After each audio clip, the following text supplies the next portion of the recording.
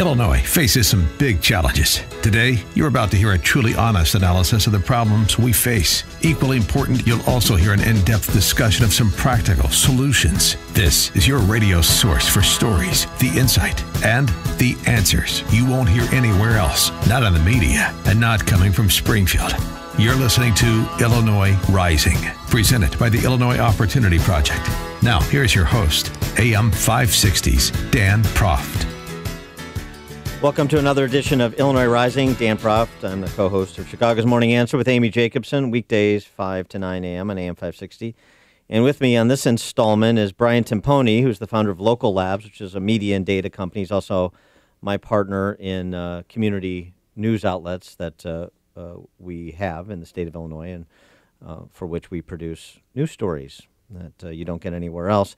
Brian, talk a little bit about the governor's race. The Republican primary, Jeanne Ives versus Bruce Rauner. Jeanne Ives took Rauner to task this week on the Quincy Veterans Home, the Illinois Veterans Home in Quincy, where in the last 2.5 years you've had 13 veterans and family members die from Legionnaire's disease. You've had now 11 negligence lawsuits filed against the state. Rauner does this big PR stunt. A few weeks back, he and his wife go down there and stay, basically kind of slap their hands, say, all better. He was before the Crain's editorial board recently. He's asked by Crain's, anything you would have done differently with respect to the Illinois Veterans Home? 13 people are dead. And he says, no, we handled it exceptionally well. Since that interview, 4 new cases in the last week of Legionnaire's disease at the same veterans home. It's the most remarkable thing, and so Jeanne Ives held a presser this week to address it and what she thinks should be done and what she would do as governor. What the hell is wrong with this governor? Veterans and their families are getting sick and dying, Governor. Get them out of there now. Put them in a 5-star accommodations until or unless the problem is solved. Is this complicated? It's not very complicated, but look, the criticism of Rauner has always been that he's kind of aloof, so rich, many homes, doesn't really get into the details. And we can talk a lot about how that's impacted the policy debate, but here's an instance of where it really impacts how the state is governed. We have real people, people's lives. Yeah, real people in the state. These are the people that government exists to serve, not the hack patronage employees, not the bipartisan combine contractors and the lobbyists. These are the vulnerable people. This is why we have state government.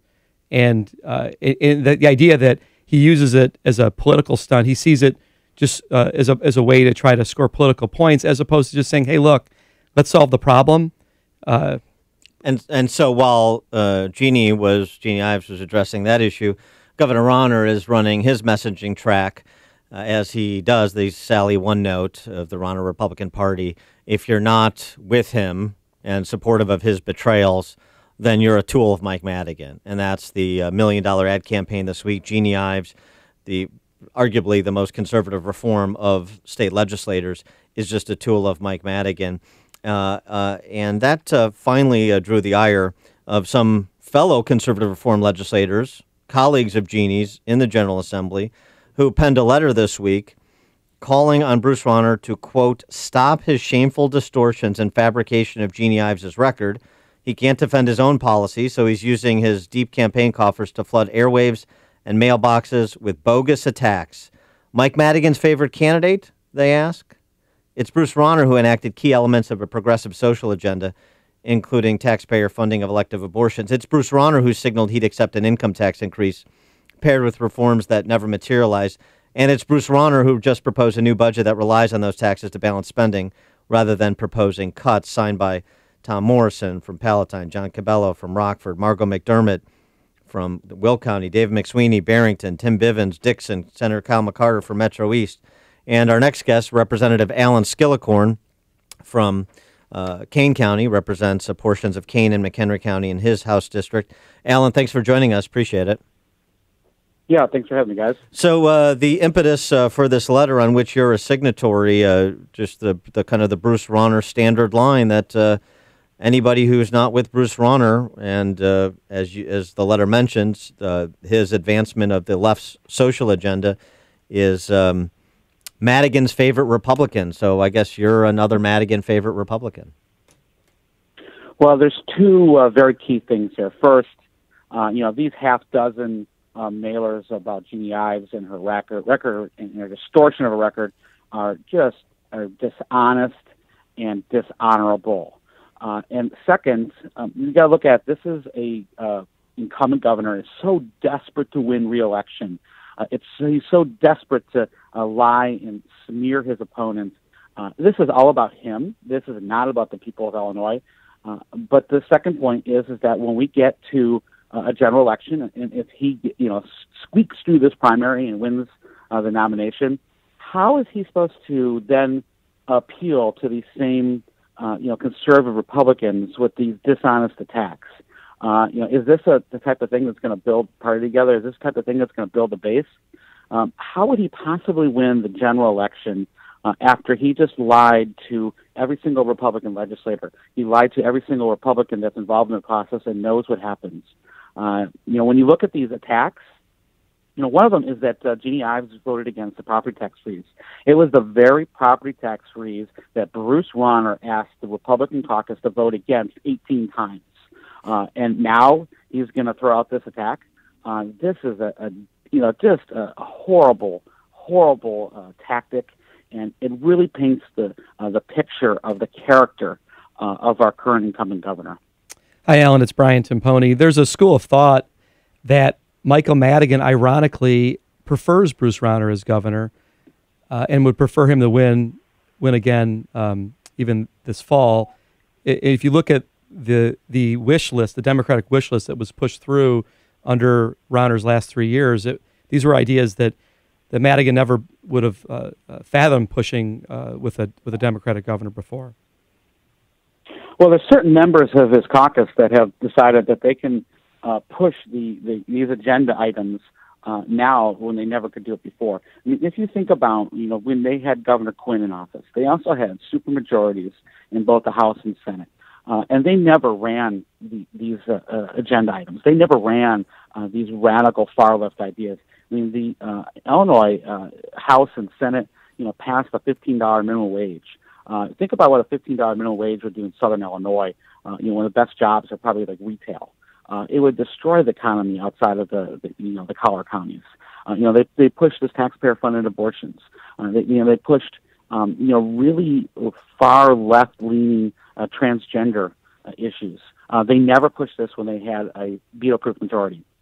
And the sole reason was politically, because Bruce Rauner was either going to be damaged goods or, they can use it to attack him. And he just basically conceded on every single point to him, point to Mike Madigan and not just Mike Madigan, but the far left legislators in the legislature. I'm going to go back to property taxes since you brought up the phony baloney freeze that Rauner urged everybody to vote against, and Ives did. And since this is the big issue, arguably, with respect to suburban communities like those you represent, Ives has actually proposed the 1% hard cap on property taxes, which is the Indiana model, which would dramatically reduce property taxes in communities like those you represent. I mean, it would reduce them overnight. Meanwhile, Rauner is suggested pushing down unfunded pension liabilities to school districts without giving them the corresponding authority to negotiate retirement offerings to school district employees. So we have a case where it seems to be a pattern with Rauner, not just the betrayals, but what he does is project onto his opponents those things he's actually doing. Oh, exactly. So I had the added insight that I was able to read his speech a few hours before he presented it last week. And, of course, the first thing I noticed was this $1.3 billion property pension tax pushdown. And I thought this was very significant because I remember sitting in Springfield about 4 years ago when Mike Madigan was in front of everyone at inauguration saying that we needed to push down pensions on the local property taxpayers. And then, sure enough, just a few years later, Bruce Rauner teams up with Michael Madigan to push the biggest property tax hike the state has ever seen on local property taxpayers. This is $1.3 billion pushed onto local property taxpayers So every single one of us, renters included, have to pay this. And look at what Bruce Rauner is really doing. He's pushing down this pension liability on the local taxpayers, and he's increasing spending by $1.3 billion. This is not fiscally conservative. This is not the person we voted for 3.5 years ago. He is State Representative Alan Skillicorn, one of the signatories on this letter calling on Bruce Rauner to stop his shameful distortions and fabrications of Jeanne Ives' record in those ads you're seeing on TV and pieces you're receiving in your mailbox. Alan, thanks so much for joining us. Appreciate your time. You're welcome. Have a great day.